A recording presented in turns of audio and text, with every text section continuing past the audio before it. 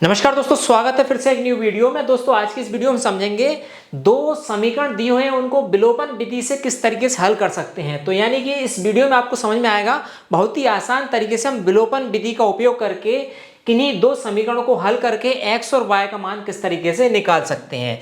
उसके लिए यहाँ पे देखिए मैंने एक क्वेश्चन लिखा है कि विलोपन विधि से दो समीकरण हल कीजिए। इसके अंदर दो समीकरण दिए 5x - 2y = 20, इसको हम समीकरण 1 बोलेंगे। 3x - 4y = 5 समीकरण 2 है। इन दोनों समीकरणों को विलोपन विधि से हल करके x और y के मान हमको पता करना है। तो उसके लिए सबसे पहले लिखेंगे सॉल्यूशन या आप लिख सकते हैं यहाँ पे हल। ठीक है, दोनों में से कोई एक लिख दें आप। इसके बाद लिखें x और y का मान निकालना है। सबसे पहले लिखेंगे समीकरण नंबर, थोड़ा जमाना कैसे ऐसे लिखना है, समीकरण नंबर 1 और 2 से, 1 और 2 से क्या है, 1 और 2 से, 2 से 1 और 2 समीकरण डाल दी है हमको, इस तरीके जमाना है। तो दोनों समीकरण हम यहाँ पे लिखेंगे। कैसे लिखेंगे, 5x जो समीकरण दिया उनको उतारेंगे, -2y = दिया है 20। इसके बाद नीचे दिया है आपको, फिर लिखेंगे 3x - 4y = 5। ठीक है, ये हो गया। अब विलोपन विधि से हल करने के लिए क्या करेंगे, x और y के जो मान दिए, जो x और y के गुणांक हैं, उन गुणांकों को बराबर करने की वैल्यू करने की हम प्रयास करेंगे। जैसे x बराबर कर लें या y बराबर कर लें। तो विलोपन विधि में क्या हो, विलोपन मतलब एक को विलोप करेंगे, x को घटाएं या y को घटाएं, मतलब विलोपन करना है। तो हम x को यदि बराबर करेंगे तो क्या करेंगे, पहले समीकरण का 5 का मल्टीप्लाई दूसरे समीकरण में कर देते हैं और दूसरे समीकरण 3 का मल्टीप्लाई पहले में कर देते हैं। तो हमारा x बराबर हो जाएगा, दोनों घटा देंगे तो हमारा y का मान निकल जाएगा। फिर इसी तरीके से आप चाहें तो 2 और 4 का एक दूसरे से क्रॉस गुणा करके भी आप x का मान निकाल सकते हैं।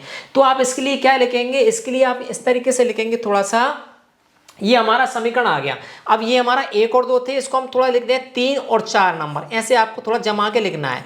क्या करेंगे, विलोपन विधि का उपयोग करने के लिए समीकरण नंबर 1 में 3 का गुणा करने पर, समीकरण नंबर 4 में 5 का गुणा करने पर, तो आपका हो जाएगा पूरा क्लियर। यहाँ पे लिखेंगे समीकरण नंबर,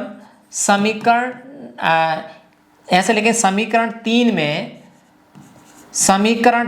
में किसका गुणा करने पर, x का गुणांक क्या है, नीचे वाले दो में 3 है, तो 3 का गुणा करने पर, आप समझ रहा,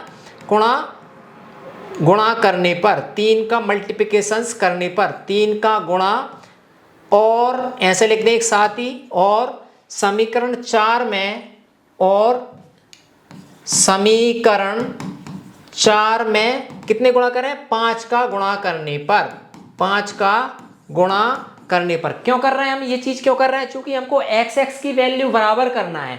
तो हम क्या करेंगे, x के जो फैक्टर हैं उन पूरे समीकरण में गुणा कर देंगे, तो क्या समीकरण निकल के आएगा हमारा पूरा क्लियरली। अब 3 का पूरे में गुणा करेंगे तो क्या हो जाएगा, 5 3 15x। ठीक है, आप देखें यहाँ पे 15x हो गया, -3 करेंगे तो 3 दूनी 6y हो जाएगा, = RHS में करेंगे तो 20 3 60 हो जाएगा। ठीक है, अब ये हो गया। इसके बाद 5 का नीचे वाले में करेंगे तो क्या हो जाएगा हमारा 15x, फिर नीचे आ जाएगा 15x, -5 का 4 में करेंगे 5 चुक के 20y। ठीक है, और बराबर हो जाएगा 5 × 25। ठीक है, इस तरीके से आप लिख देंगे। अब इनका फिर आप समीकरण में अलग नाम दे सकते हैं या ऐसे लिख सकते हैं, समीकरण ये 3 4 हो गया, इसको बोल दे 5 और 6, इसको बोल दें 5 नंबर, इसको बोल दें 6।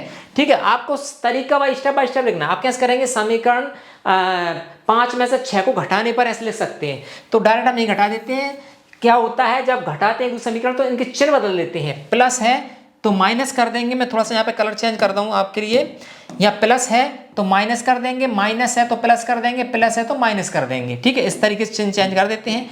तो क्या आएगा, 15 में से 15 जाएगा तो यहाँ पे कुछ नहीं बचा, 20 प्लस के हो गए -6, तो 20 में से 6 गए तो कितने बचे आपके, ये बचे 14। ठीक है, y। ठीक है, इसी प्रकार से 60 में से 25 जाए कितना बचेगा, 35 बचेगा, तो यहाँ पे हम लिख देंगे 35। ठीक है, तो यहाँ से हम y का मान निकाल सकते हैं क्लियरली। तो y बराबर क्या हो जाएगा, 35/14, 7 से काट देंगे, 7 दूनी 14, 7 5 35, तो y का मान हमारा आ जाएगा 5/2। एक वैल्यू हमारे पास आ जाती है।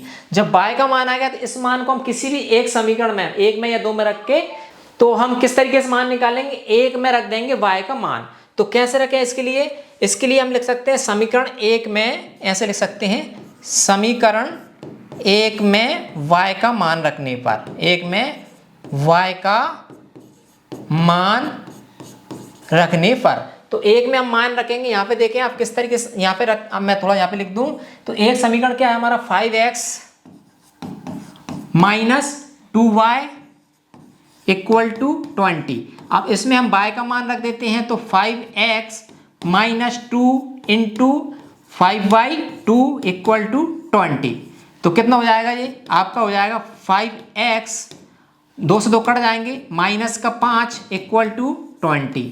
तो 5x इक्वल टू निकालेंगे, आप समझ में आ रहा है, 5x इक्वल टू, तो 5 उधर जाएंगे तो कितने जाएंगे, 25 हो जाएंगे, 20, और ये माइनस उधर जाएगा तो प्लस हो जाएगा, तो 20 और 5 25। अब x का मान निकालेंगे यहाँ से, तो जो जाएगा 25/5, 5 से 25 कट जाएगा, बराबर आ जाएगा 5। तो x का मान हमारे पास आ जाएगा यहाँ पे 5। तो इस तरीके से आपके पास कितनी वैल्यू आ गई, मैं यहाँ पे लिख देता हूँ थोड़ा सेपरेटली। x बराबर हमारे पास आ जाता है, x बराबर आ जाता है यहाँ पे 5, और y बराबर हमारे पास यहाँ पे आ जाएगा 5/2। ठीक है आंसर। तो इस तरीके से आप किन्हीं दो समीकरण को विलोपन विधि से बहुत ही आसान तरीके से आप हल कर सकते हैं, जो कि हमने इस वीडियो में सीखा आपको और सिखाया। आई होप आपको ये समझ में आया होगा। समझ में आया वीडियो को लाइक करें, मित्रों के साथ शेयर करें। हम इस चैनल पर इसी प्रकार की एजुकेशन रिलेटेड वीडियोस पब्लिश करते रहते हैं। उनकी वीडियोस के नोटिफिकेशन चाहते हैं सब्सक्राइब कर लें हमारे स्टडी यूट्यूब चैनल को। मिलेंगे अगली एक और इसी प्रकार सॉल्यूशन वीडियो साथ, तब तक के लिए नमस्कार दोस्तों।